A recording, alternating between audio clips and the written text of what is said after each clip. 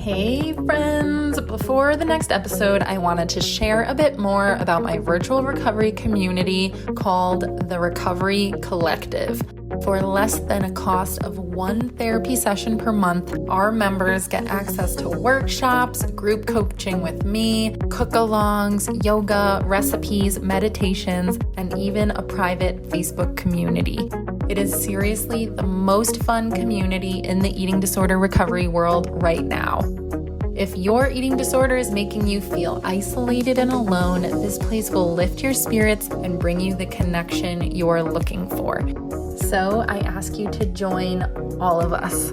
Go to recoverycollective.mykajabi.com or you can check out the link in the show notes. I look forward to seeing you inside the collective and enjoy this next episode.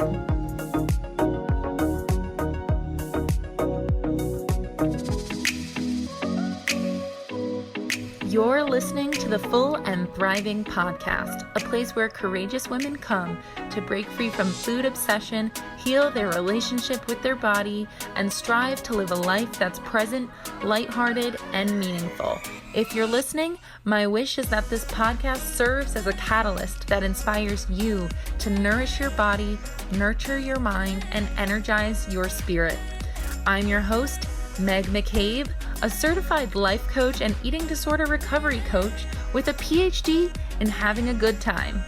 Just kidding about that last part.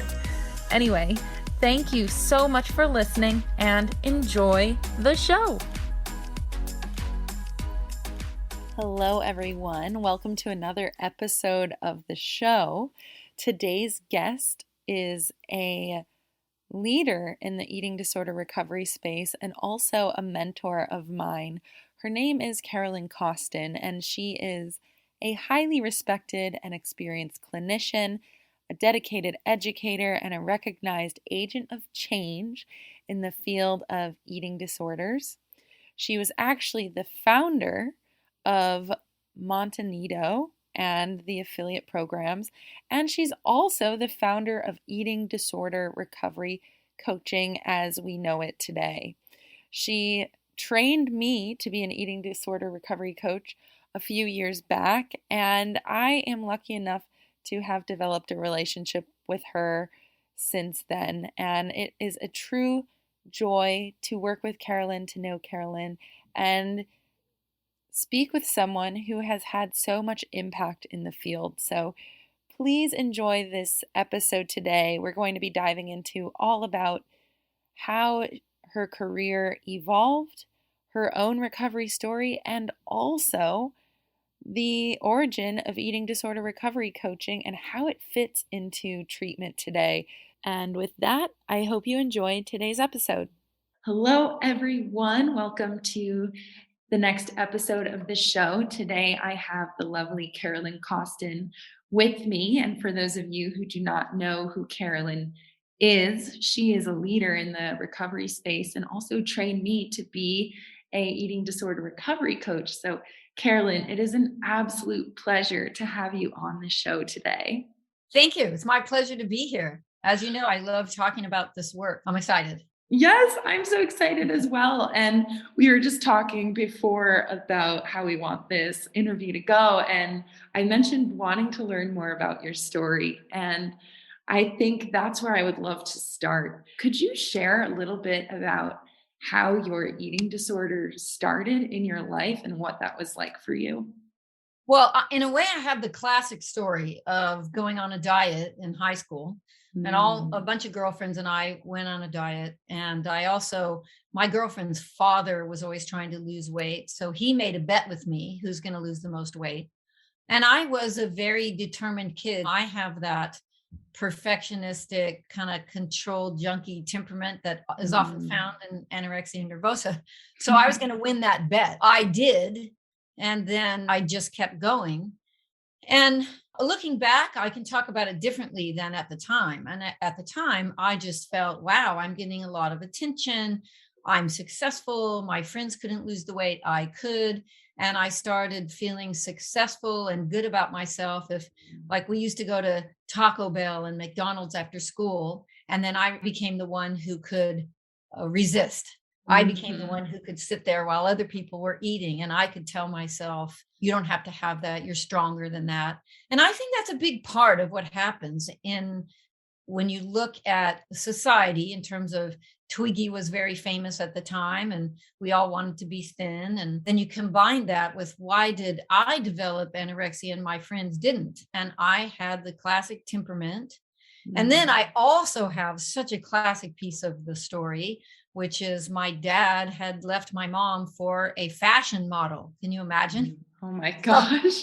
Here I have the perfect storm. And that's why I talk to people all the time about looking at all of the things that contribute to people getting an eating disorder, because it isn't just genetics and it isn't just the culture and it isn't just psychological issues, but it's a combination, a jigsaw puzzle put together of all those things. I just probably lost about 30 some pounds, or I don't know. I won't say what I weighed, but I lost a lot of weight right before I went off to college, my senior year.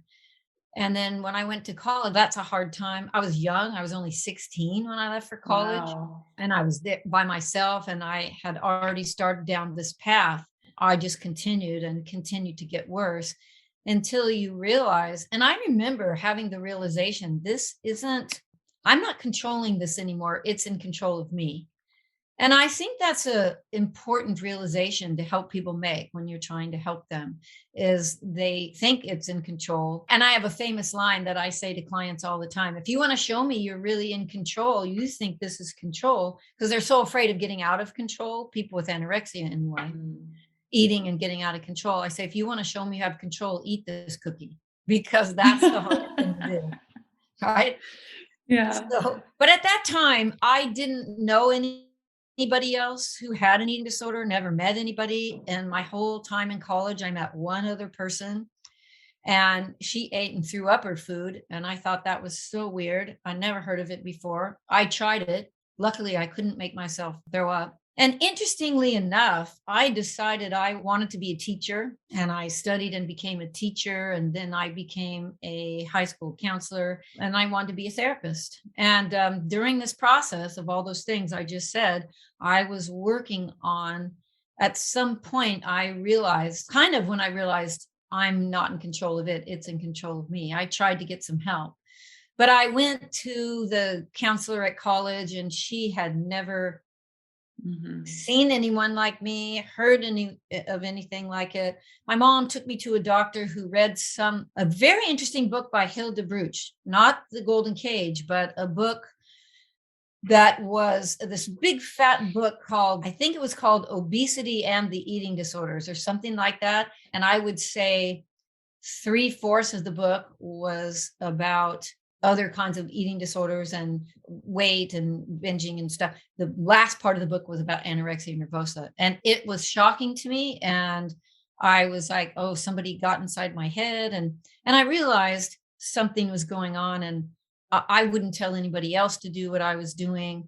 I was cold all the time. My hair was falling out. I mean, there were things that were just undeniable. And I kind of knew, I kept a journal at the time too, so I can go back and look at it, which is so bizarre. But I knew that my brain, and I even used these words, had been hijacked.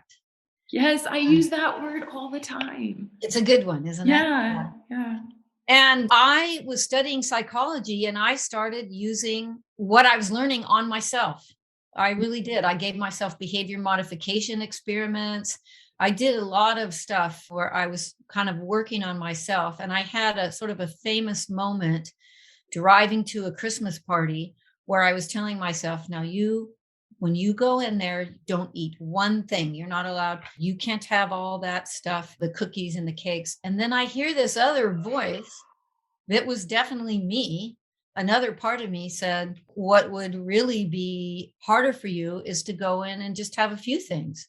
What you're really afraid of is that you're going to get fat and all that stuff, but you should go in and have a few. And then the other voice is like, no, you're just trying to get away with being indulgent. And I had a battle that I now refer to as my eating disorder self and my healthy self. I recognize that, wow, I have two parts of me that are in a fight. And I started working on that with myself. And that became the philosophy that I later used and have built on in a 40-year career, helping other people to integrate those two parts. Not, I didn't try to get rid of that part telling me those things. I tried to understand it. Where is it coming from? Why is it taken over? Tried to be kind to it, listen to it. So when I ultimately became a therapist, I realized that I had to work with people. And who knew? When I first became a therapist, I really thought, what eating disorders am I going to treat? There's hardly any of those around, because I became a therapist in 19, are you ready? You were not alive, 1979. And I never thought I would make a career in eating disorders because there wouldn't be that much work. But a few people, I was still working at the high school, and I was a high school counselor, and my principal knew of someone at another school who had anorexia. And they said, she has that thing you had, you should see her. And I did. And it was like I was inside her head, and she felt seen and empathized with, and she got better. And then her mom knew of somebody else who had an eating disorder, and they referred it to me. And so I started growing this practice in eating disorders. And then Karen Carpenter died, unfortunately, and was on the cover of Time. And eating disorders kind of exploded. And I already had sort of made a name for myself. And then it just went on from there to realizing that people were being treated in hospitals. I didn't particularly like what I saw going on in the hospital treatment.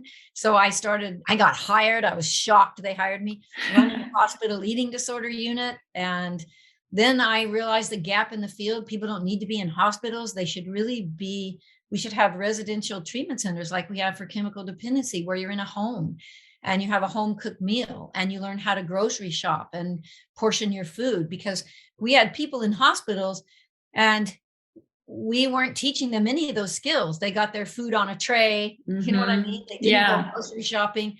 There was no one to help them if they gained weight to buy new clothes. I thought, this is insane. And that's when I opened the first residential, which was Montanito. And that just became a whole game changer in the field, residential treatment. And now all the way to sold Montanito and realized within about a year, why are there no eating disorder coaches? You know? Yeah. And there's life coaches and sober coaches. And I'm always like that. I was scared to do it, just like I was scared to open residential. People said, oh, insurance isn't going to pay. And they say that about coaching, but I knew it was right to do the residential. And I knew it was right a few years ago to start training coaches. And so, as you know, because you are a coach, a certified coach, that's what I spend my time doing now and I have about 76 coaches now in about 15 countries. And I think it's making its place. So that's my story, not quick, the Cliff Note version. Well, I love to hear how you were just following your intuition, it seems like, the entire time, just allowing doors to open and walking through them bravely, especially kind of as a pioneer in the space. I mean, I do think you have to pay attention and listen when you get messages. I do think it was scary. People always say, oh, how brave you were to go up in front of the very first International Eating Disorder Conference and say, I'm recovered. And this was at an IADEP conference over 30 some years ago. There was a big buzz about it because people were using the term recovering then. But I felt like, no, I'm not. It's over. It's gone. Yeah, I was scared though. I'm always a little scared to do what I do. And I don't, and people told me, oh, you shouldn't disclose to people that you're recovered. You should keep that private. Do you want to be known as a recovered person, or do you want to be known as a professional? And I felt kind of humiliated. And I walked away from that conversation and later thought, why can't I be both? And I'm going to fight for people to be both. You shouldn't be ashamed of being recovered. And besides, I have things to offer as a role model to people who think they can't get better or can't get over it. And I never looked back from that. And I still don't. I still think recovered people have a place. And as you know, 97 or 8% of the coaches are recovered themselves from their own eating disorder. So I think it's giving them a rightful place in the support and space in the overall treatment plan for people with eating disorders. Yeah, absolutely. Would you say that was your proudest moment so far, the moment a long time ago where you were able to boldly state that you were actually fully recovered and that it's possible? Because that is such a pivotal moment in the history of treatment, I feel. Yeah, looking back, I think it was, but it's hard to talk about it because it's me. I'm not really a braggart, even though it might seem so. But I do come back to that moment a lot. And I not only said it myself, I had four other people who I had treated who are also recovered and had been for a number of years, not just a year. And I don't even think you're recovered till you have 2 years, but they had a few years and they stood up and told their story too. So I wasn't just saying, oh, it's just me, I'm an outlier. That was certainly a proud moment. But I also am so proud of Montanito. I'm so proud of opening that residential in a home and having a loving sort of family environment to heal people, because I just didn't think hospitals were the right place for people to get better. I mean, unless you're super medically compromised, I don't think it is. So I'm proud of that. And I think you probably know this. I had a dream before. Do you know this about my dream? I'm not sure. I actually had a dream about 10 years before Montanito, where I was, and this is before any residential, I didn't even know the word residential. I woke up and I told my husband, okay, I had the weirdest dream. There was this house and I had 6 girls in the house. They all had eating disorders. And I had a dietitian and I had a cook who came in and we went on hikes and I had therapists coming and it was so weird. And I think it was like some kind of treatment center or something. Okay. I forget about the dream. 10 years later, my friend was going to buy a house and she wanted me to come look at it. And I drove up the driveway and had a weird deja vu experience. And I thought, I know this place. And when I walked up the steps, I had the image of, oh my God, this was my dream. And I walked in and I knew where the rooms were. I knew what the dining room table looked like in the kitchen. And I freaked out. I never really had such a prophetic dream before. And I said to her, I think I'm supposed to open an eating disorder place in this house. And she and I both kind of freaked out. And she said, you can have it. And that turned into Montanito, that house. Talk about I had to pay attention. And I remembered that dream and I became undaunted. There were no residential license. The state didn't know what to do with me. They didn't know how to license me. We don't have any license for anything like that. But I just would not stop. And I knew I was supposed to do it there. And so, yeah, that's an interesting, I don't know how to explain that. Quantum physics or something. Yeah. I don't know. I love that story because you were really connected to something. Something. Yeah. Connected to something that you were boldly following. And that's what I really admire about you, is the fact that you don't always go with the grain. You're okay with going against the grain. Oh my God, I can't believe you said that. Did you know that my nickname, when I was on the board of the National Eating Disorder Association, my nickname was Sideways. And Doug Bunnell gave it to me and he said, because I would always come in and go kind of sideways or something. But I think especially when you have an experience of having an illness, and I remember sitting in conferences and listening to people talking about it who'd never had it and studying it and thinking, oh no, that's not right. Now, that doesn't mean that I have the experience for everybody, because number one, I haven't had every eating disorder. I didn't have binge eating disorder. I didn't have bulimia. But I do think I got passionate about trying to come at it from the perspective of suffering from having your brain hijacked, suffering from how concerns about body image can take over what you do, how you can have a rational mind that I would never, like a woman with an eating disorder, would never feed her kids like she feeds herself. What is that?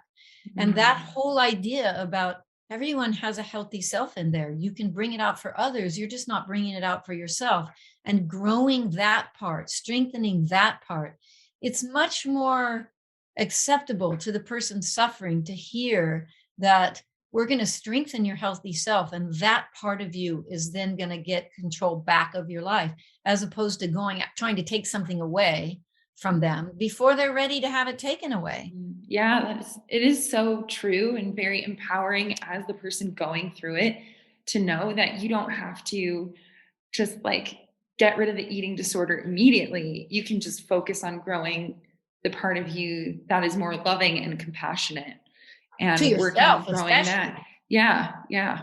It's really And beautiful. it's hard, but I always, as talk about integration, when you're recovered, when you integrate those split selves that you have, because look, you and I both know people who are presidents of banks, physicians treating people, and people who are the valedictorian at their high schools, really smart, capable people who have eating disorders. And what is that? So this is not some craziness, so to speak. Although sometimes I point that out to my clients. That's crazy talking, but you know what I mean? It's a whole way that you adapt to try to figure something out and to try to guide yourself in a certain direction. And yes, there are genetic components to it. There's no doubt that there are some biological traits that make someone more vulnerable to succumbing to an eating disorder, like I did, and my girlfriends who went on diets didn't. But that doesn't mean that it's a biological illness. As I said, it's a complicated, there are a lot of reasons for the illness, and that doesn't mean you can't be recovered. Some people think because there's a genetic predisposition, that means you'll always have it. I think that's damaging. I think I've heard clients say things like, oh, well, if it's biological or if it's my temperament or if it's my genetic traits, then why bother trying to get better? And I always say, it absolutely isn't. You may have those traits, like you may have perfectionism or anxiety or impulse control, let's say, for another type of eating disorder than restrictor anorexia. But you may have these traits, but you can mitigate those traits. And you've heard me talk about this, where people can have those traits, but channel those traits into something positive. So, for example, if you're perfectionistic, you can be perfect at counting calories and weighing fat grams and having as little to eat as possible, or you can turn that into wanting to turn in good homework and wanting to do a good podcast or whatever. And so I call that taking your traits from the darkness to the light, which is another thing I think is super important about how we get integrated as people. When we have split self, an eating disorder self and a healthy self, the more you work on your traits, the more you become integrated. So you're one whole self again, using your traits in the best way, as opposed to being, well, over here, I'm a physician, but over here, I'm using those same traits to count my fat grams or lose so much weight. I love when you talk about traits and keeping traits in check and how you can transform them from maybe a liability to an asset. Well, first of all, it's a huge relief when I explain this to people in recovery. It is, because you can't get rid of your traits. So if people are talking about these traits as what cause you to be sick, and you're thinking to yourself, but that's me. I mean, I remember thinking, well, I don't want to get rid of that part of myself. But I did want to channel it in a way that would be my asset as opposed to hurting me. And I do think people are relieved. It's a huge relief. Yeah, absolutely. And the integration piece has helped me heal other parts of my life as well. Yeah, because you can apply it to other things. It doesn't just have to be eating disorder. We have split parts sometimes in a lot of ways, where there's this part over here that doesn't really want to deal with this stuff over here, or they're kind of at war with each other. And we have to talk to ourselves. And that's part of what the healing is, talking to yourself and working it out, Yeah. And then as guides, helping that person do things to access their healthy self and to strengthen it. And all the assignments in the 8 Keys book have a lot to do with that. How do you get in touch with and strengthen that core healthy part of you and treat yourself the way you would treat other people, which is a key, right? I mean, that's a key. Right. And that brings me to another part of this conversation I wanted to have with you, which is now that you're starting to, well, coaching is very much a legitimate part of eating disorder treatment right now, but could you explain to those listening, how does coaching fit into the treatment model right now? Like, how is it playing a piece in recovery? I think the best way to think of it is if you think of there's a therapist or a dietitian and they're working with somebody, and let's say they're talking about her fears and they're talking about her fear of, let's just say, eating pizza and keeping it because for years now, or let's just say it's even been months now, she has been eating foods like that and purging them up from the first because the fear of gaining weight, but or being fat, but then it becomes sort of a habitual, can become something that just becomes pretty automatic. So imagine you're a therapist and you're talking about it, or you're a dietitian and you're saying, we can fit pizza into your meal plan and blah, blah, blah. And they talk about it, they give them help and ideas. Then the client goes out and they are on their own for the rest of the week. And they go to the pizza place and they order the pizza. And I call it like, here's them. And then the eating disorder self goes, wait, I'm in front now. And because the neural pathways are already created by this point, by the time you've had an eating disorder for a while, it becomes automatic. It's just, oh, I eat pizza, I throw it up. Yeah. And for years, people were doing that and talking to clients about the underlying issues, about how did this develop and how did your need for control establish itself in this way, or what's so important about losing weight with the culture. There's all these important things to talk about. But when the rubber meets the road and the person is sitting there with a pizza in front of their plate, there was no one there. No one there to help. And by the way, it's not fair to think a therapist can be there for all their clients who are doing that. How can they?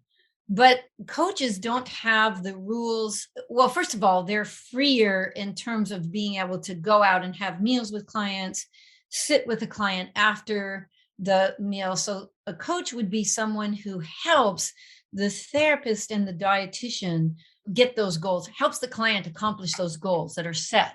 And that's the best way to think of them, is that the coach is there hand in hand, working with the client at the moment they're trying to accomplish those behavior goals. And it's a lot like, we've been doing this in chemical dependency, sober coaching for a long time, because people realize that when that person wants to drink, sometimes being able to be there, or to call your sponsor or your sober coach, or to have them go with you to a place where there's going to be alcohol for a while, so that you get your sea legs, and you start being able to do it without engaging in the behavior, and then ultimately trying it, more times on your own. Same thing as texting. Coaches are available like sponsors in that way. The person can, let's say they have a meal plan, they haven't eaten breakfast for a long time, they're supposed to start adding breakfast, and they get up in the morning and they freak out. You can text your coach, you can get on Zoom with your coach can go, I'll get my breakfast, we'll eat together. And therapists and dietitians just can't be as flexible with their schedules. There's a whole dual relationship that exists. So therapists sometimes wouldn't even want to do those things, especially going to a person's house. Like if you're an eating disorder coach, you can go to someone's home and help them go grocery shopping and cook their first meal, particularly if they get out of a treatment program, let's say, and they've had their meals cooked for them now for a month or whatever. You go home and you're like, who's going to help in that transition? So it seemed obvious to me, because when I ran residential, I trained. I didn't call them coaches then, but recovery counselors and support counselors. We took the clients grocery shopping. Someone would go and help them set up their house, or we'd call and see if there was someone in the area where they live that would do that. We tried to do stuff like that, but there weren't a lot of coaches around. So it took me about a year after selling Montanito to realize, and I looked up online, I thought, is anyone training eating disorder coaches? Because I knew a few people wanted to do it and were saying they were going to be eating disorder coaches, and I couldn't find a training program. And I have an education background, being a teacher and all that. Plus I'm a continuing education provider for therapists and dietitians. And I thought, oh, this is perfect. I'm going to train coaches, and I'm going to do a really good job of it. So, the course takes about a year, and it's pretty rigorous, and you have to do an internship and all that. I think now, it was it was touch and go, because I think people in the field were worried.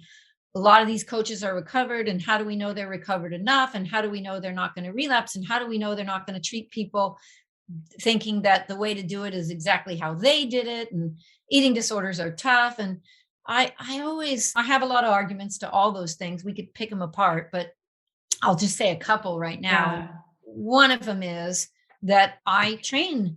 There are a lot of people out there who are therapists and dietitians who had eating disorders, but nobody's trained them to use their lived experience. I just say, you can say all you want about maybe recovered people shouldn't be in the field. Well, they are. They are, whether you know it or not. They're there. They're just not disclosing it. I prefer people disclose it. And then I tell them they have to sign a document, as you know, saying they've been recovered for 2 years and have to meet my definition of being recovered, because I think that helps. And then I train them, especially in the supervision part. There's that 2 tracks, but in the supervision part, about how to use their lived experience, how to weave it in, what not to do. And I think not openly recognizing this and training people for it, we have people in the field who are doing it with no training. So this way, I think coaches who are taught to stick in the moment, in the here and now, not get into diagnosing, not get into underlying issues, not get into comorbid problems, but redirect those all back to the therapist, not get into prescribing meal plans, redirect that back to the dietitian. Look, I think there's some slip ups. There are times with boundaries right now where I'm trying to help coaches that sometimes get in a slippery slope where, let's say, the therapist quits. I had this happen recently. The client was pretty severe and there was a coach on the case, and the therapist like, I'm not doing it anymore. And now the coach is like, what do I do? Because I'm trained that there should be a therapist with the case. Luckily, people are calling me and asking, and I try to help work out things like that, how to get another therapist or how to set a limit and say, I can't continue with you, blah, blah, blah. There are some outliers in certain situations, but for the most part, I think the coaches are helping existing treatment teams do the work that they are grateful to have that help. Mm-hmm. That's how I see it. I think it's useful for everyone listening. Believe it or not, I haven't made a podcast episode specifically about what coaching is meant to look like. I just dive into coaching topics. Yeah. So I'm glad you're the one to really explain how we fit into the treatment model. And what I always like to remind people is our recovery coaching area of expertise is so niche and so focused that I think it's important to have a coach sometimes, because they're going to get into our sessions and we're tackling the eating disorder every single session. Where I remember when I would go to therapy for my eating disorder, if my eating disorder didn't want to talk about the eating disorder, I would dive into my relationships in the session and spend an entire week not focusing on it. Yeah. You know what I mean? And by the way, therapists have a lot of other stuff they have to deal with, because all those things do interact and perpetuating, if not having caused the eating disorder, perpetuating it. So therapists have a ton of work, and dietitians too. And yet you're right, as a coach, and I have trained coaches when a client starts going off into, well, my boyfriend broke up with me, or my dad did this and that, to redirect it back to, how's that going to interfere with your food tonight? Mm-hmm. Which a therapist might really need to talk about that relationship with the dad and how you can protect yourself, or how you bring your best self forward, or how you use your voice, or how you set boundaries with your dad, or whatever it is that the therapist knows is the work that needs to happen. That's important. I really understand that must be hard. I'll make sure that the therapist knows you brought it up today, and communicate with the therapist. But then the coach says, okay, but how did that affect what you did at lunch? Mm-hmm. Yeah, you get right back to, or why did taking those laxatives help make that any better? It didn't. So how come you didn't text me before you took them? Mm-hmm. Like getting people to be in the moment and to reach out in the moment. And that's key 7 in the book. You have to reach out to people rather than your eating disorder to get your needs met. But you can't, as a therapist, have people reaching out to you all day and night. That's just, it's too overwhelming. Now, by the way, as a therapist, I did do that, but I would select clients like, okay, like this month I would have, let's say, 3 or 4 clients, and you all reach out to me before you binge or before you purge, or if you can't follow your meal plan. And that's how I learned that that really worked. I mean, that really worked. And so now that's what I train coaches to be able to do, is to really, and by the way, the clients don't really want to do that. They don't really want to do that. They'll text you afterwards, oh, I really blew it. But coaches are trained to keep on working at, no, you got to reach out before you do the behavior. Anyway, I think when the coach and the therapist and the dietitian, and even if there's a psychiatrist and a physician, when everybody's communicating, then I think the coach is really seen as a valuable aspect. I've even had therapists write me now and say, I don't ever want to work without a coach now that I've had one. I just had a coach send me an email and said, wow, such and such coach is such an asset to my practice. So finally, I feel like people are not seeing coaching as coming in as a threat. Now, like anything, there are some coaches that are better than others. There are some coaches who are going to need more practice to be more skillful, but it's the same thing as therapists and dietitians. When you're new into the thing, there are some coaches who are in their 50s who have already been therapists or nurses, which is fascinating to me, people who come to take the CCI course. And there are some coaches who are younger and out there, and just they're recovered and they want to give back and they have experience. But so there's a lot of varieties, and there's coaches who are transgender, and there's coaches who have different aspects, coaches who are athletes who had an eating disorder when they were an athlete. So there's people finding their niche in coaching for what some like adolescents more, some like dealing with binge eating more than the other eating disorders. They're finding their way of how they want to and who they want to help. Mm-hmm. So, who would you say is a good candidate for working with the recovery coach? Well, it's kind of all over the map, because at first I was thinking about kind of the normal person who's normal. Forget that. The eating disorder client who, though, has a team, and is working towards getting better. And then I realized, oh, they really need to be there for people who get out of a treatment program. Because when you get out of 24/7 and you go back to a couple sessions a week, that's super hard. And so being there transitional coaches are really good for transitional times.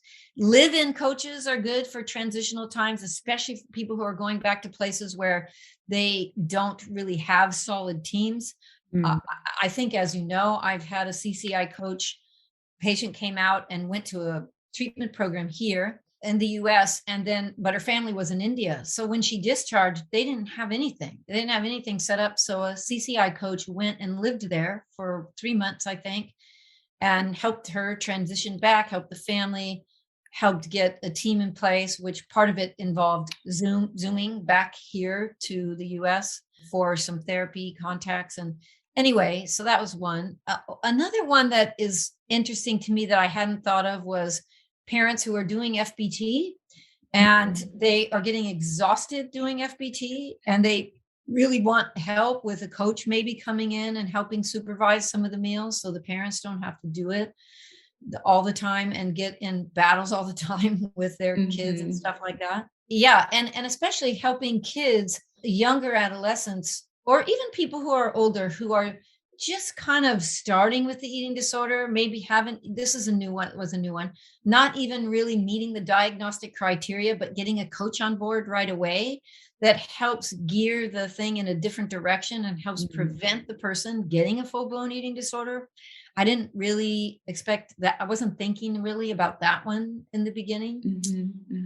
So look, it kind of goes all over the place. There's openings. They just have to be careful that they stay in their lane. They just have to be careful that they do not try to perform the duties of any other treatment team member, and they have to be really clear in their documentation. As you know, all those templates I send out about, this is not therapy, I am not a dietitian, here's what I can and can't do.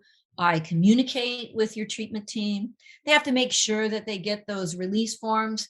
There are some coaches who started out and the client is like, oh, I'll get you the release form. I'll get you the release form. And they drag their feet.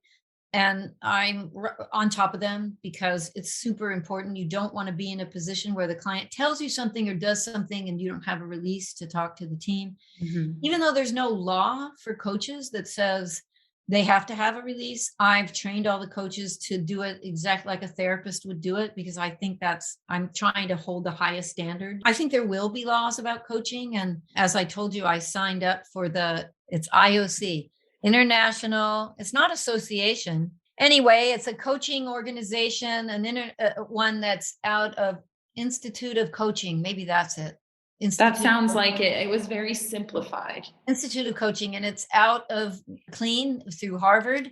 And it's all these various coaches. And now I'm a member signed up through for CCI, for the Carolyn Costin Institute, Coaching Institute, to be in touch with coaches all over and looking at their research and how they do research and what are the leaders in the field of coaching in a variety of areas. So I hope to help educate them a bit about what eating disorder coaching is.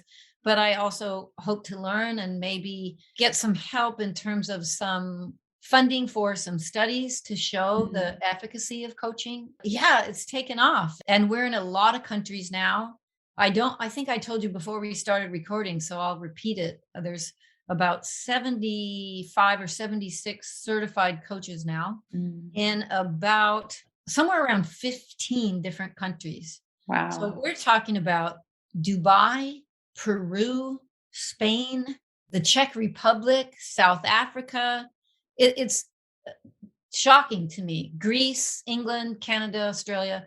People have found the site and said, we need this here. We need something to help the clients in this hands-on, in the moment, all that. And they have found me. I'm not going in those countries, but with the way the internet and global, stuff is, they look on the internet and they have found CCI. So I'm super proud of that. And I want what I want to do, but because of COVID, I haven't even really considered it. I want to do some kind of conference on coaching for coaches and for people who want to come, parents, family members, clients who want to come learn about it, practitioners who want to come learn about it. So that's kind of going around in the works. And for anyone who's watching, if they can't afford a coach, coaches are less expensive than therapists and dietitians. Although I have to admit, some of my coaches are making such good money now because they have wait lists and they're in demand, but it's usually more affordable. So you can add it to a team without a high extra cost. But for anyone who doesn't have the resources, Project Heal now allows coaches to be in their healer's circle, which formerly had treatment centers, dietitians, and therapists. And now CCI coaches, because Project Heal knows, because I trained their mentors when they did communities of healing and had the mentors, which now ANAD has. I was involved in training and wrote the handbook. And so they know about the training, and they know that the training for coaches is about 10 times more rigorous and much longer. And I'm grateful for Project Heal and Rebecca Iyer and Christina Saffron in the beginning to make it so that coaches have signed up for the healer circle, which means that they're giving coaching sessions for either for free or for a reduced fee. And so that's super nice for people who call and they can't really afford coaching. And as you know, all the interns who are working with me in their scholarship, they have to work for free until they get certified. I tell them they can't charge till they're certified. That's another way that people can get a coach to check it out and see if it's worth it. They like it and it's helpful, because during the internship, coaches provide free service. So that makes me feel good that we're giving back in that way. Yeah, I completely agree. And I remember being a coach in that moment, having to do the free sessions, and it was very nerve-wracking because I wanted to make sure that I was doing it well. And I knew you were going to be listening to the recordings. But I remember those were very powerful moments for me because I was seeing how much I can help people. and it was for free. So I made some good connections with individuals who I might not have been able to work with because they didn't have the means to afford coaching. Yeah. I think people are still stunned that I listen to every single, with all those coaches that I have, and I have 70 in training right now, and I have a wait list. I don't even know if you know that there's a wait list now because I'm very hands-on. And this is how I was at Montanito also. It doesn't matter if I have to work hard. I really feel like I need to be involved. So I'm limiting how many people can take the course at once. But I think people still think it's kind of shocking that I listen to every single, especially my husband, every single session of every single coach, which means that when I'm on my morning walk, if I'm on my exercise bike, if I'm riding in the car, putting my makeup on in the morning, I got my earphones on listening to sessions. Wow. Yes, I was shocked when I found out you were still listening to everyone's sessions. Like that completely amazes me. And I will say, going through the course, you were not an easy grader. Like there were definitely I know. like, and I explained that to people when they're like, so what was it like? I was like, first of all, it took me almost 2 years to complete because I had a Yeah. full-time job. Yeah. Some people take up to that. And that's how long, as you know, people have up to 2 years. Yeah. And I was like, also, Carolyn is going to tell you when you're totally off base. Like you're very honest. And I had to repeat some assignments and it was Yeah. not a cakewalk, which most coaching certifications, because I took a few life coaching certifications back Yeah. in the day, those were kind of BS compared to the standard that you set with Oh, your coaching. you could not make me happier by saying that. Because you know what? I'm not, but I wasn't mean. I was pretty kind about it, but I'm Mm-hmm. tough because I realize this is critical. Coaching is new. You have lives at stake. My name is on the Institute. So it is super important to me. Yeah, I make you guys do it over if I don't, if I think you got it wrong. Yeah. It's not an easy course, that's for sure. But people can do it. It's doable if you hang in there. Some people have dropped out of the course, but I think that's important because I don't think they would have made it as a coach. You know what I mean? It just is important to have that kind of integrity. And I think people who know me expect that from me. Mm-hmm. And I do tell people, because everyone's always nervous going into supervision. I do tell them, look, I'm kind about it and I will help you. I realize this is hard, but this is going to I want to make you the best coach you can be. Yeah. And I definitely think you do that as best as you can. So I'm really grateful I found your Me certification too. when I did, because it was very serendipitous. I was focused on finding my niche in coaching, wanted to do eating disorder recovery coaching. I think I was already aware of your book, the 8 Keys book. And so when I Oh, saw your name attached to the certification, that gave me all the confidence I needed to take your program. So, well, I don't know how much time we have, but I'll just say yeah. quickly, the 8 Keys book is another cool thing about coaching because that was written as a self-help book. And Norton and Sons asked me to write that book. And I thought to myself, self-help for eating disorders? I don't know. I almost didn't write it. And then, of course, I ended up writing it with my colleague and former client from Montanito, Gwen Grab. Well, the thing about it is, it's hard sometimes to do self-help, but if you're a coach, you can work through that book with clients and it helps them to do the assignments in there. And those assignments were not just, oh, let's put together stuff. I sat down and thought, what are the most important things? Because 8 keys, they only had let me do 8. What are the 8 most important things that I have done in my work over the last, what was it at the time I wrote the book? I don't know, 38 years or whatever, that I think have made my work successful, and Montanito, which had a high success rate, successful. And putting those into the book, and they are directed just to the client. So coaches have that as a skeletal structure to work with and share with, like the conscious eating quiz, for example, even that. And that coaches have worked with clients and then shared that with dietitians who are like, wow, this is really helpful. So it provides a kind of it's structured. I guess that's what I want to say. It helps Mhm. coaching have structure to it. I love it. I use it all the time. My copy of the Eight Keys book is completely tattered and used because I've been carrying it around with me every day for probably 3 or 4 years at this point. Oh my gosh. Okay. So anyway, we're coming up on the end of our interview, and I wanted to just ask you one last question just to finalize our conversation. And that is, what is your favorite piece of advice that you like to give those struggling with eating disorders? Well, the first thing that comes to mind is that never ever think that the eating disorder is more powerful than you are because you give it its power. And I hear that.